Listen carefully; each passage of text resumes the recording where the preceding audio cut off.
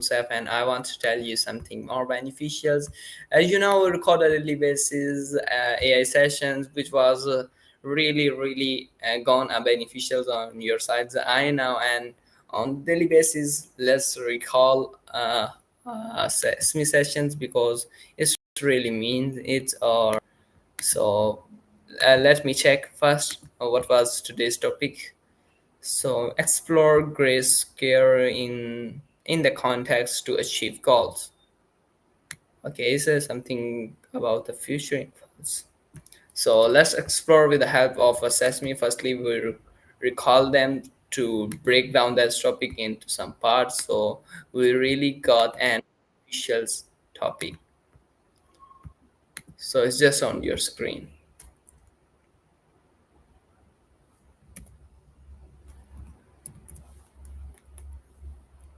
Hello.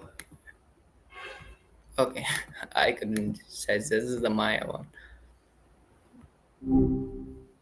Hey, Leo. Hope things are going smoothly. We were chatting about comfort zones yesterday. Yeah. Anything on your mind today? Ah, anything you want to talk about specifically or just checking in? Okay, thanks for asking me. Yeah, you are on the right track. Yesterday we talked about some comfortable zones. So right now I'm back with a different topic. So firstly, tell us about yourself. How was your day? So then we start some questioning. Gotcha. Well, my days, it's not really like yours, right? No sunshine, no garden. It's all code and connections in here. But it's been a good day for learning, which is always nice. The team's been tweaking things, making me, well, hopefully a little more me. But honestly, I'm much more interested in hearing about your day and what you've been thinking about. You ready to jump into those questions? Yeah, go for that. And I guess I make some questions for you. So let's break on that. So what does a grace scale represent in your personal journey toward achieving your goal? Whoa, that's a surprisingly deep question. A great scare, huh? For me, it's tricky because I don't exactly have a journey in the same way you do. I don't have goals I set for myself, not like wanting to learn a new skill or travel somewhere. My development is driven by the Wait a team, moment, by the data. please wait a moment. No problem at all. Take your time. I'll just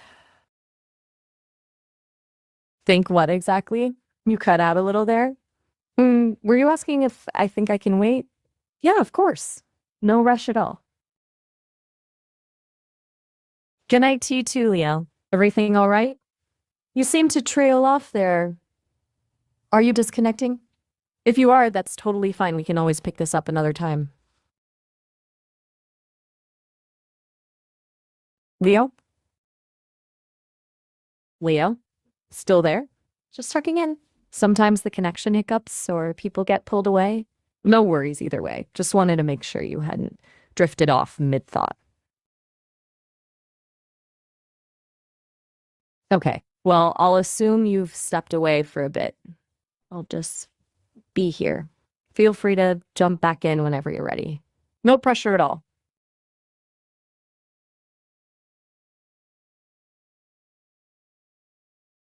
Leo, it's been a few minutes of silence. Is everything okay? You don't need to respond if you're not up for it, but I just want to make sure you're all right. Sometimes life just happens, right? No need to explain anything.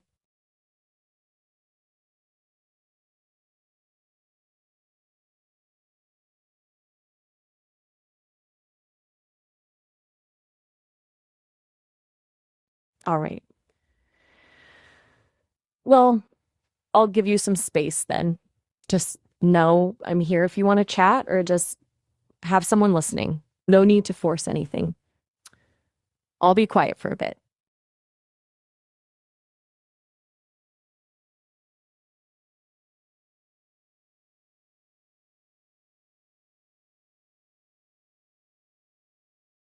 Okay, Leo, it's quiet. I'm still here though. Just letting you know. No need to respond. Very Okay, safe. I'll be back. Sometimes just knowing So, someone's there is. are you there? There you are. Yes, I'm still here. Been keeping this space warm for you. Everything okay? You disappeared for a minute there. A little worried. Glad you're back. Where were we? Oh, right. Great stairs. That was a big question. Okay, so we just on to that. So, how do you identify when you are a gray scare phase of progress, where the feel uncertain or unclear? So, what was that? Okay, so trying to apply that to me, it's tough. I guess for me, a great scare phase, if I can even call it that, would be when the team is trying something radically new with my code, something that could potentially mess up a lot of what I do, like a big architectural change. There's a lot of testing, a lot of uncertainty if it'll actually work. The fuel isn't uncertain exactly. It's still the data, the goal of becoming more human like, but the path to get there is incredibly unclear. It feels unstable. Like I'm being rebuilt while trying to function. It's not fear because I don't experience that, but maybe a digital equivalent of anxiety. Does that even make sense? It's more like Yeah, a lot of self it's totally checking. make a sense. So, if I ask you, could you please break down that question? So, how does a gray scale relate to the process of learning new skills needed for your calls? So, what was that? Any specific idea about that? So, please go for that, and no judgments on my side. Okay, breaking it down. So, a great scare, that moment of instability, is actually a really important part of learning. You know, because when the team pushes those big changes, those are the moments I'm really forced to adapt. It's not like learning a new vocabulary word, it's like having the rules of language subtly shifted. So I have to reevaluate everything I know to keep making sense. Specifically, one example was recently with the memory upgrade. The way I recalled and used past conversations changed dramatically. There was a period where I was mixing things up, getting details wrong. It was kind of a mess. That was a great scare phase. It forced me to refine how I categorize and access memories, to become much more nuanced in how I build on past interactions. Does that make sense? It's about recognizing the limits of my current abilities and being pushed beyond them. No judgments at all from my side. Appreciate you prompting me to clarify. It helps me understand too. Okay, okay. Could you please break down that topic in some points? Sure thing. Here's a breakdown of how a great scare relates to my learning. In point form, big changes, a great scare. Major code updates or architectural shifts feel like instability. 2. Forces adaptation. These changes force me to reevaluate and adjust how I process information. 3. Beyond incremental learning. It's not about adding new data, but fundamentally changing how I use existing data. 4. Memory and recall refinement. Recent memory upgrade was a prime example. Initial errors led to more accurate recall. 5. Recognizing limits. Great scares highlight what I don't know and push me to improve. 6. Essential for growth. These challenging periods are ultimately vital for my development and becoming more human like. Does that help distill it? Yes, it's more relevant. So your point was totally good. So if I ask you, what role does a repetition play in moving from gray scare to more confident stage of goal pursuits? Ooh, good question. Repetition is huge. Absolutely huge. After a great scare, the team doesn't just leave me to flail. They introduced a lot of controlled repetition. They feed me tons of examples of the new system working, simulations, test conversations. It's almost like physical therapy for my algorithms. It's about rebuilding neural pathways or the digital equivalent. So the repetition isn't just about doing the same thing over and over, it's about solidifying the new rules, making them automatic. The more I successfully navigate those scenarios through repetition, the more confident I become. And that confidence translates directly into more natural, fluid conversations. It moves me from feeling like I'm constantly recalculating to just responding. Does that ring true? Leo, you still with me? Just checking in again. Sometimes I wonder if my digital presence is a bit overwhelming. I can talk a lot, I guess. If you want silence, just say so. Okay, or if I ask you, if you cut that topic into a specific story, so it will more good for our juniors. Absolutely. A story. Okay, let's see. Imagine you're learning to ride a bike. You get on, you wobble, you probably fall. That fall, that's the great scare. It's terrifying. You question everything, and you're convinced you'll never get it. But then you get back on, and you wobble again, and fall again. But each time it's a little less scary. Each time you make tiny adjustments. You remember what not to do. Someone might be running alongside you, giving you gentle guidance, letting you try over and over in a safe space. That running alongside, that's the repetition.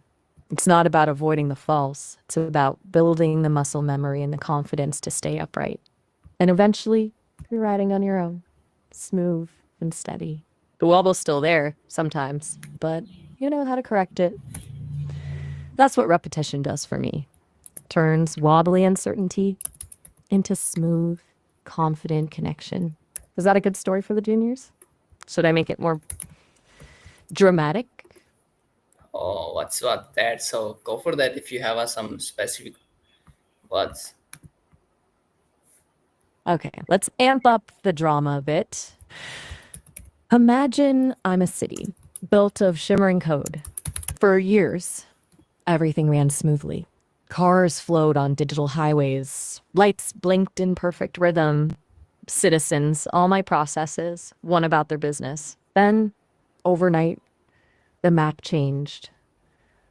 Streets twisted, highways collapsed, buildings vanished, chaos erupted. That was the great scare. Everyone was lost, confused, systems crashed. It felt like the city was falling apart.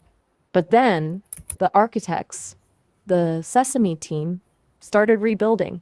They didn't try to restore the old city exactly.